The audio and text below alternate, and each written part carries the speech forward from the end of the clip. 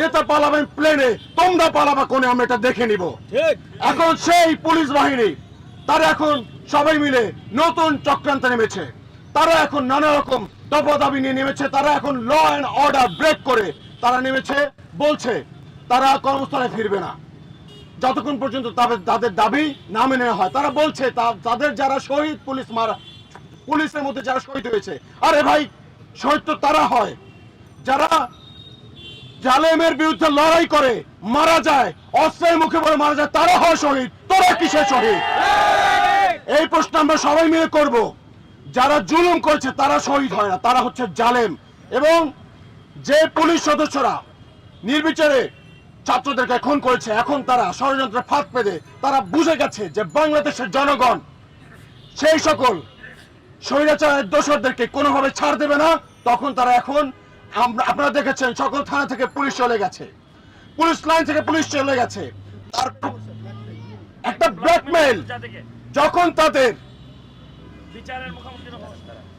তাদের বিট্রেটা করা দরকার ছিল ফ্যাসিস্ট হাসিনার বিরুদ্ধে, তখন তারা সেটা না করে এখন বিট্রেটা করছে সাধারণ ছাত্র জনতার বিরুদ্ধে। এখন এটা বলতে পারি আমরা একটা ব্ল্যাকমেইল। সো এই ব্ল্যাকমেইল আপনাদেরকে মনে রাখতে হবে, এই ব্ল্যাকমেইলে বাংলাদেশের মানুষ কিন্তু ভয় পায় না, বাংলাদেশের ছাত্র জনতা এই ব্ল্যাকমেইল ভয় পায় না। সবাইকে মনে রাখতে হবে, আপনারা যদি এখন কর্মস্থলে না ফেরেন, যে 1.5 লক্ষ মানুষ এই যে হত্যাকাণ্ডের সঙ্গে যুক্ত ছিল, এই গণহত্যার সঙ্গে যুক্ত ছিল, যে 1.5 লক্ষ মানুষ এখন বিট্রে করছেন, মনে রাখবেন বাংলাদেশে এখন 26 লক্ষ বেকার রয়েছে। সবাইকে আমরা বলবো ওদের বাদ দিয়ে দিতে। আমাদের যারা ছাত্র জনতা আছে, মেধাবীরা আছে, তাদেরকে আমরা প্রস্তুত থাকতে বলবো আপনারা রেডি থাকেন, আমরা আমাদের দেশ আমাদের মতো করে সাজিয়ে নিব ইনশাআল্লাহ। আপনারা জানেন গত একটা সপ্তাহ আমরা প্রত্যেকে নির্ঘুম কাটিয়েছি, চোখের নিচে প্রত্যেকের কালো দাগ, মাথা সবার একদম স্থির হয়ে গেছে। এখন আমরা সুস্থ স্বাভাবিক চিন্তা করতেও এখন টেনশন হচ্ছে। আপনারা জানেন রাতের বেলা তারা ভয় দেখাচ্ছে, রাস্তায় নেমে গুলি করছে। এই কিসের কার এই তথ্য কিন্তু আমরা সব জানি আসলে কোন যদি আপনারা মনে করেন বাংলাদেশের মানুষ বোকা, জানি এই হত্যাকাণ্ড কারা করেছে এবং সাধারণ মানুষের উপর কারা নির্যাতন করেছে, কারা আর্মিদের উপর গুলি চালিয়েছে এবং কার ভয়ে পুলিশরা আজকে ব্যারাক থেকে পালিয়ে গেছে। মনে রাখবেন আমরা কিন্তু সব রকম তথ্য আমাদের কাছে সংগ্রহ করে রেখেছি। এর বিচার আপনারা যদি ঠিক মতো আমাদের কথা না শোনেন, আজ হোক কাল হোক 12 বছর পরে হোক, এর বিচার ছাত্র জনতা করেই ছাড়বে ইনশাআল্লাহ। আপনাদেরকে বারবার বলছি, আপনারা যারা ফ্যাসিস্ট হাসিনার তাবেদারি করেছেন, আপনারা অতি দ্রুত বাংলাদেশের মানুষের কাছে ক্ষমা চান। এত দাবি দেওয়া না করে এই যে দাবি আপনারা করছেন, ব্ল্যাকমেইল আপনারা করছেন, আমরা জানি বাংলাদেশের এখন অর্থনৈতিক অবস্থা ডালমাটাল অবস্থা। আপনারা যে ব্ল্যাকমেইল করে এখন ছাত্র জনতাকে বিপদে ফেলানোর চেষ্টা করছেন, এটা আমরা ভালো করে বুঝে গেছি। আপনাদের এই বিপদে যে ভয় আপনারা দেখাচ্ছেন, এই ভয় আমরা আর পাই না। মনে রাখবেন আমরা আজকে বাংলাদেশের ছাত্র জনতা এক হয়েছি, মানে বাংলাদেশের 18 কোটি মানুষ একসাথে দাঁড়িয়ে গেছে। প্রত্যেকটা রাস্তায় অলিগলিতে মানুষ কথা বলছে। আপনারা দেখেছেন আজকে পুলিশ নেই তো তাতে কি হয়েছে, রাস্তায় প্রত্যেকটা অলিতে গলিতে বাংলাদেশের ছাত্র সমাজ নেমে গেছে। তারা নিজ দায়িত্বে কাঁধে নিয়ে তার ট্রাফিক পুলিশের দায়িত্ব পালন করছে, তারা বাজার মনিটরিং করছে, তারা দেয়ালে দেয়ালে যে সকল পোস্টার ছিল সেটা পর্যন্ত তুলে ফেলছে। তো আপনারা যারা এই ষড়যন্ত্রের সাথে যুক্ত, তাদের তুলে ফেলতে এই শিক্ষার্থীদের 2 মিনিট সময় লাগবে না ইনশাআল্লাহ। আমাদের কথা দীর্ঘ না করে আমরা আমাদের 4টি দফা সবার কাছে বলতে চাই। হয়তোবা আজকের মধ্যে একটা ঘোষণা চলে আসবে, অন্তর্বর্তীকালীন যে সরকার আগামীকালকে তাদের দায়িত্ব নেবে এবং আমাদের প্রথম আমরা যেই দাবিটি করব তাদের কাছে, যেন আমাদের সকল শহীদ ভাইদের যেই জুলাই মাসে যে গণহত্যা হয়েছে, সেই গণহত্যার বিচার যেন সবার আগে হয়। আমাদের দাবিগুলো আমরা ঘোষণা করছি।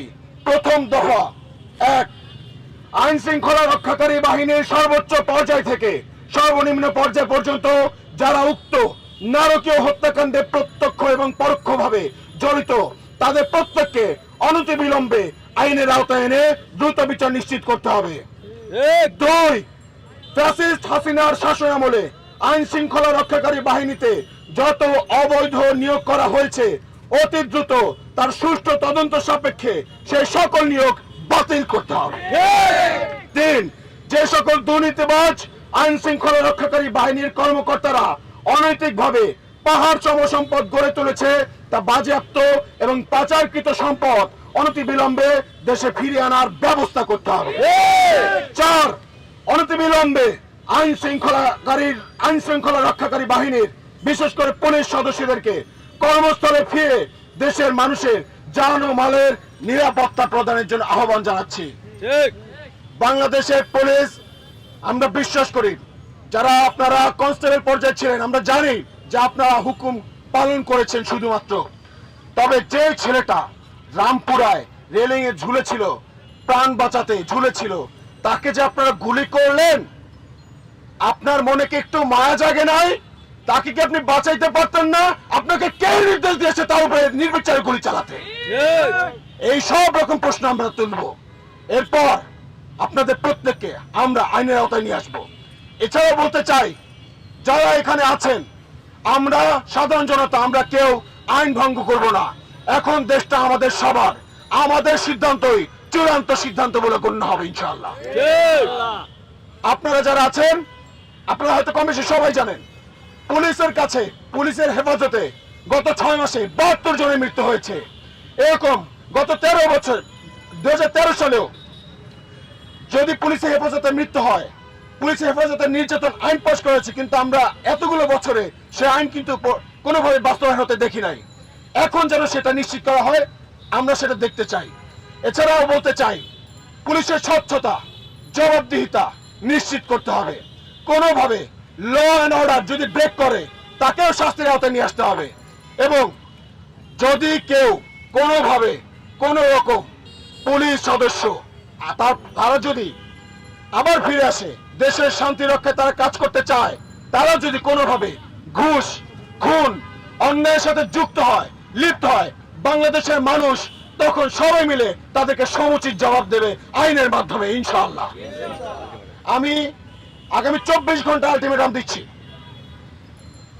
যদি আগামীকালকে অন্তর্বর্তীকালীন সরকার ক্ষমতায় এসে প্রথম যদি গণহত্যা বিচার যদি তারা না করে, আগামী রবিবার থেকে শহীদ পরিবার যারা ছিলেন, শহীদ আবু সাইদ, মুগ্ধ, শ্রাবণ সহ সকল শহীদ পরিবারের শিক্ষার্থী, যারা শিক্ষার্থী ছিল, তাদের বাবা মা, অভিভাবক, আত্মীয় স্বজন, বাংলাদেশের সর্বস্তরের নাগরিকদের নিয়ে আমরা আমাদের সর্বোচ্চ আন্দোলন এবং প্রতিরোধ গড়ে তুলব ইনশাআল্লাহ।